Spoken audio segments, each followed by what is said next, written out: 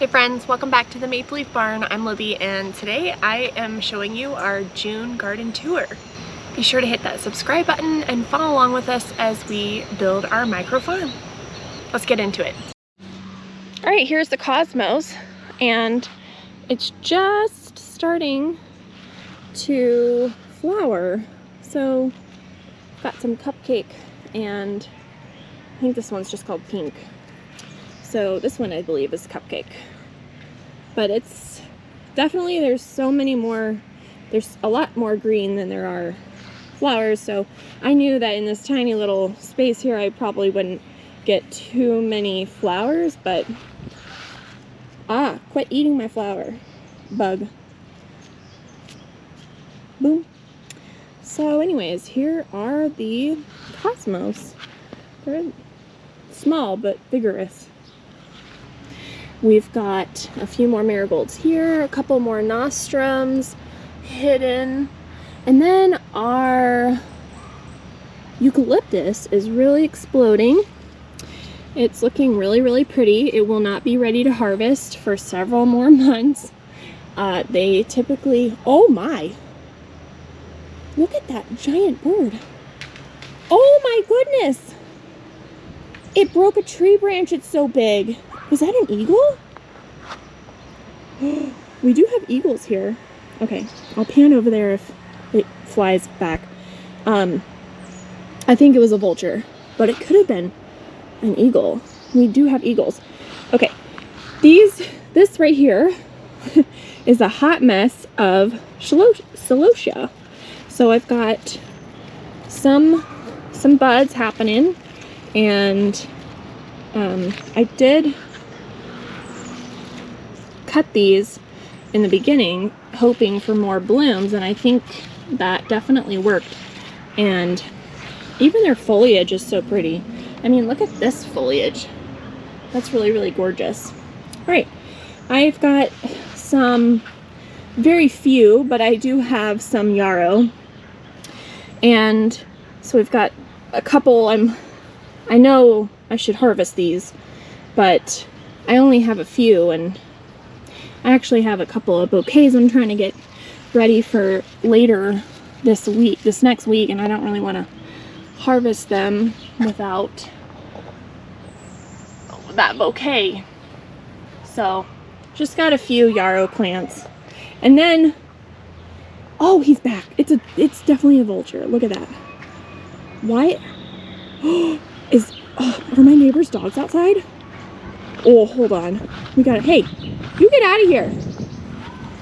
We don't want you around, you big nosy bird. We have some cats, neighborhood cats that kind of walk around back here in the wilderness. And then of course we have some little small dogs next door. So hey, I don't know. Do vultures go after live animals or only dead ones? Okay, let me know in the comments what is happening to my poor amaranth. But these are all amaranth. I'm not sure what is eating them. I did see some Japanese beetles, so that's not great. But I don't think these are Japanese beetles. I think it's something else. It's finally stopped raining so much, so the slug issues are slowing down, but clearly there's a lot of other pests. But my understanding is that amaranth is usually not available, not ready for most gardeners, most farmers until later in the year. And if you're seeing this, yes, I did buy my yarrow. I did not get any seeds, so that's why I only have a couple. It's because I didn't grow them from seed. Everything else though, I did grow from seed. So fun fact. Here are Strawflowers. And then I will show you in a different location in the Snapdragons. I planted a Strawflower. I don't know how, but I did.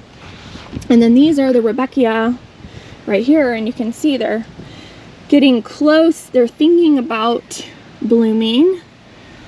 All right, we've got more nostrums and a couple of marigolds hidden under the tomatoes. So we have another section of tomatoes here. They're trellising on this super cute arbor trellis, whatever you want to call it. Drew made this a couple weekends ago, and I'm pretty happy with it. I think it's really cute, and it really brings this all together. Oh, look, okay, we've got a couple. These must be the heirloom. I'm thinking these are the heirlooms. Yeah, there's no sign here, but yeah, look at those.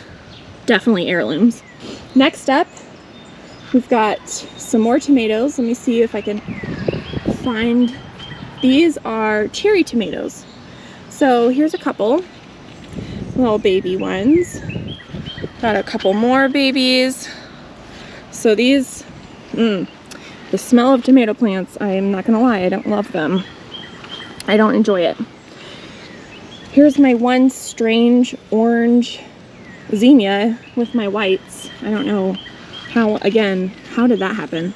So we've got a bunch of zinnias happening, and they should be planted in relatively the same groupings, but oh, here's a weed. Is this pokey? Is this a pokey weed? Yesterday I pulled a weed with my hands, and wow, it's a tall weed. It was thorny, and it was unfortunate, let's just say that. So we got a lot of zinnias. These are the Oklahoma pinks. They're significantly smaller. These are Oklahoma whites. They're so cute, but they are quite small. So, I mean, there you go. As opposed to, let's find, oh, see, another Oklahoma. Get off my plant, bug. Compared to the Bennery's giants that are huge, you know, this is really large. Oh, I don't know if the color is going to be picked up in the camera or not, but this is beautiful. Okay, so we've got our first wave of zinnias. Yes. All right, let's move on. Here is the second succession of zinnias. They're pretty small. Some of them, all of these need to be snipped, actually. So what I will do is come in here and snip these right here, and that's good. Even though there's a bud here, don't worry about it. If you want them to have multiple, let's take those off. If you want to have multiple shoots coming up like this, or here's a good example. See, this guy has about 1, 2, 3. I think there's another on the other side. Then you'll want to snip them so they produce more for you. So there are the zinnias. Here are the Snapdragons, and they're looking so beautiful, even though they were hit by 100-mile-per-hour winds just recently, and a lot of them were completely sideways, so I didn't think any of them were going to survive, but they did. These are the Costa Silvers. They're definitely ready to be harvested, but I haven't done it just yet because we've had some life-changing things happen in our house. Anyways, this right here, these two are the Madame Butterfly with bronze and white. Oh, they're so pretty. I just can't even handle it. And then here are my two Strawflowers. This one and then this one. This is one plant. How crazy is this? Oh, they're so pretty though. Oh, and they are so, I mean, it's like paper. Oh, this is my first time growing Strawflowers, and this feels like paper. That's so crazy. So, not sure how it got planted there, but here they are. So, I will be having a lot of bouquets this next week full of Snapdragons. So, this is just our first succession of snaps. All right, now onto the Dahlia patch, and please, no judgment. No judgment. look at this hot mess. Again, these are the seedlings, and they just exploded. I mean, they branched out so much. I was not expecting them to branch out this much. And we had those horrible winds, and so they're all over the place. They're not in the right spot. But my goal is to get them situated later today or maybe tomorrow. But the bees are at least loving them. We've got some interesting wildlife here. I got bit by a spider on my arm, and it's definitely a large bite. So I don't know what spider it was. Maybe it was that guy. So we have some damage because I just got busy and did not stake these. So when the wind came, the 100-mile-per-hour winds just really hurt quite a few of them. And I need Drew to come out here with me and help me stake these guys and get them back up. I feel like it's a two-man job. There's just a lot of bugs on that. But I will put some of the little bags that I got that you put on top of the buds. So far, actually, these are my favorite seedlings so far. They're pretty small, but they're so cute. I really like these. I'll definitely be taking note because I'm not going to keep all of these. You know, not all of these are going to be successful. Here's an example. This is such an odd flower, and I had one harvested earlier. I cut it and put it in the vase, and it had such a horrible vase life. So this guy, I'll probably just be pulling because I don't think they're very sustainable. Let's see, where's another cool color? And these are all the seedlings, so I never know what color they're going to be, but there's so many buds. I mean, it's just exploding. We've got this huge bud. Oh, I've just been leaving a lot of the buds on. I know they're done, but I'm just leaving them up there for all the pollinators. Oh, look at this guy. Okay, now this I need to put a bag over because I think it will be really pretty. And same thing with this. Whoa, bug. Okay, keep it together. All right, here's another one. This guy has really pretty tri-colored kind of red and yellow. So we'll see what that looks like. And then here's another one. This one's very pink. I like that.